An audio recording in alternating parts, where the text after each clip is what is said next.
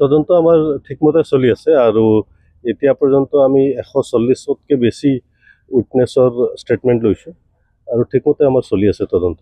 Sir, যিহেতু মুম্বাইলৈ যোৱা হৈছিলে বা চিকিৎসাৰ যিখিনি তথ্য সেই সকলোখিনি তাত পোৱা হ'লে বা সহযোগিতা কৰিলে তেওঁলোকে? নিশ্চয়।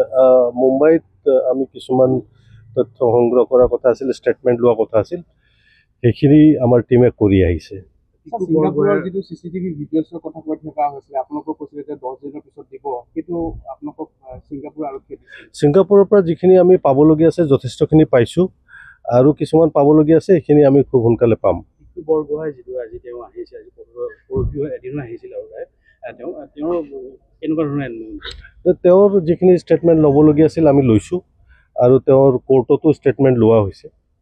ছাৰ, বিহু সমিতিসমূহক আপোনালোকে ইয়ালৈ তলব কৰিছে, তেওঁলোকৰ পৰাও হয়তো বহুখিনি তথ্য পাইছে সিদ্ধাৰ্থই যে ধন আত্মসাৎ কৰিছিলে, কাৰণ আমি কথা পাতোঁতেও গম পাইছোঁ ইয়াৰ জৰিয়তে হয়তো তদন্তত বহুখিনি সহায় হ'ব যে তেওঁ যিখিনি আত্মসাৎ কৰিছিলে ধন। আমি বিভিন্ন বিহু সমিতিৰ ষ্টেটমেণ্ট লৈছোঁ, তেওঁলোকৰ ষ্টেটমেণ্টখিনি আমাৰ দৰকাৰ তদন্তৰ খাতিৰত, গতিকে তেওঁলোকৰ পৰা আমি ভালেমান তথ্য পাইছোঁ, সেইখিনিও আমি ইনভেষ্টিগেশ্যনত আনিছোঁ। আপুনি বিচৰা বাতৰি পাব কেৱল নিউজ 18 এপত। নিউজ 18 এপ ডাউনলোড কৰিবলৈ স্কেন কৰক এই QR কোড।